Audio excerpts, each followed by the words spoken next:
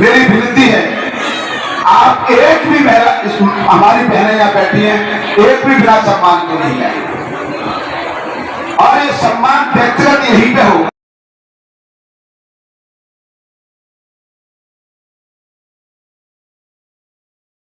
ग्वालियर भले ही चुनाव आयोग ने प्रदेश में विधानसभा इलेक्शन की तारीख की घोषणा नहीं की है और यह किसी भी क्षण हो सकती है, लिहाजा अपने बहुसंख्यक मतदाताओं को प्रभावित करने जनप्रतिनिधि भरसक प्रयास कर रहे हैं। प्रदेश के ऊर्जा मंत्री प्रद्युम्न तोमर ने अपने विधानसभा क्षेत्र के वार्ड क्रमांक 8 के रतन वाटिका 4 शहर का नाका में एक कार्यक्रम आयोजित किया, जिसे महिलाओं को सम्मानित करने का कार्यक्रम बताया गया था, लेकिन वहां साड़ी और शॉल मिलने की आस में बड़ी संख्या में महिलाएं पहुंच गईं। कार्यक्रम में महिलाओं को साड़ियां एवं शॉल वितरित किए गए, लेकिन महिला बड़ी संख्या में वह पहुंच गई थी। ऊर्जा मंत्री तोमर द्वारा बांटी जा रही साड़ी और शॉल कम पड़ गईं, लिहाजा ऊर्जा मंत्री को अपना वाहन कार्यक्रम स्थल पर छोड़कर पैदल ही वहां से निकलना पड़ा। बाद में वह अपने वाहन में सवार हुए ही कार्यक्रम को महिला सम्मेलन और उनके सम्मान का नाम दिया गया था, लेकिन चर्चा है कि चुनाव के दृष्टिगत अपने का क्षेत्र के मतदाताओं खासकर महिलाओं को प्रभावित करने के लिए ऊर्जा मंत्री तोमर ने लगभग 1 ट्रक शॉल और साड़ी मंगवाई थी, लेकिन महिलाओं का हुजूम इतना बढ़ गया कि यह साड़ियां कम पड़ गई। कांग्रेस ने इस पर अपनी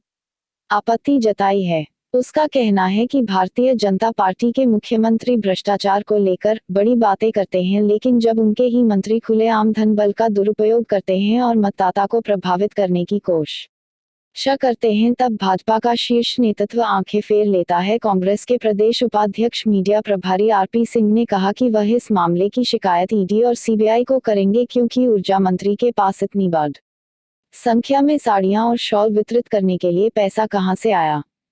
उन्होंने भाजपा के मंत्रियों पर आय से अधिक संपत्ति अर्जित करने के आरोप लगाए हैं और इसकी जांच की मांग की है।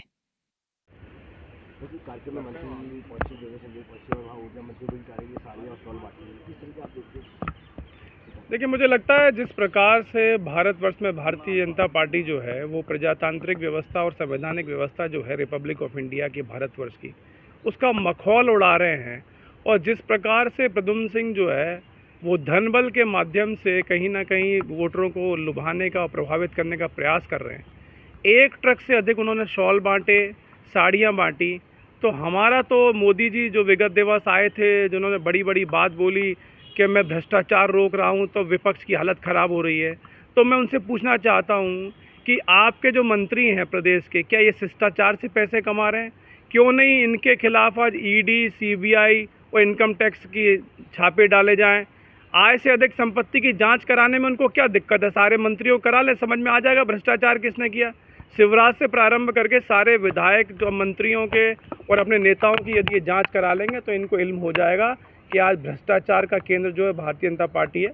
निश्चित रूप से चुनाव को प्रभावित करने का प्रयास कर रहे हैं, लेकिन आज एक आम सुचिता वाले व्यक्ति कोई इनके खिलाफ चुनाव लड़ेगा तो आप समझिए कि ये अब नेता नहीं, ये लोग माफिया हैं। ये धन बल, बाहुबल, शासन बल का उपयोग करके चुनाव को प्रभावित करने का प्रयास करेंगे, जो मुझे लगता है एक स्वस्थ प्रजातांत्रिक व्यवस्था के लिए बहुत बड़ा खतरा है।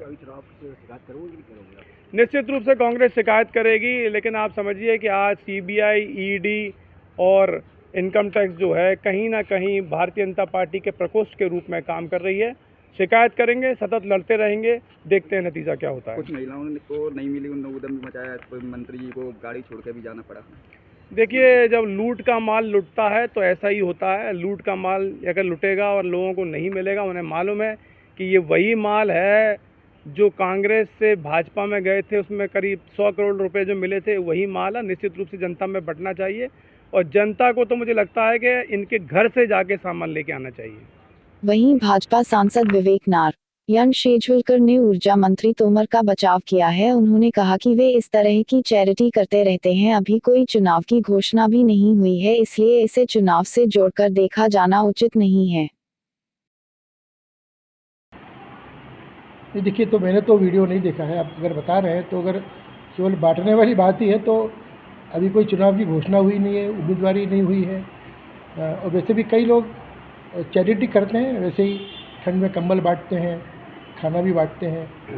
तो क्या ये कहेंगे कि वो सब चुनाव की दृष्टि से हो रहा है? तो मैं इससे सहमत नहीं हूँ। अभी कोई चुनाव है भी नहीं, कोई डिक्लेयर भी नहीं हुआ है, कोई उम्मीदवार भी नहीं है।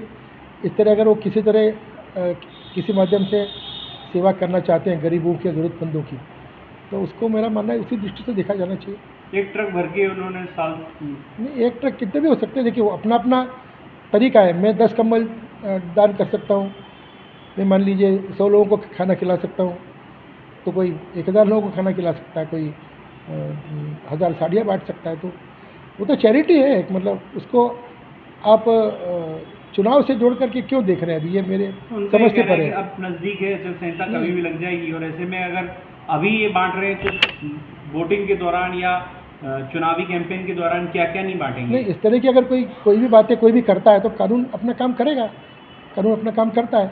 जो गैर कानूनी है उसका समर्थन कभी नहीं किया जा सकता, और जैसा मैंने बोल रहा हूँ कानून अपना काम करेगा। उस समय अगर इस तरह का कुछ होता है या जो मेरे कांग्रेसी मित्र कह रहे हैं उनको इस तरह कोई दिखता है तो उन्होंने शिकायत करना चाहिए। वो ईडी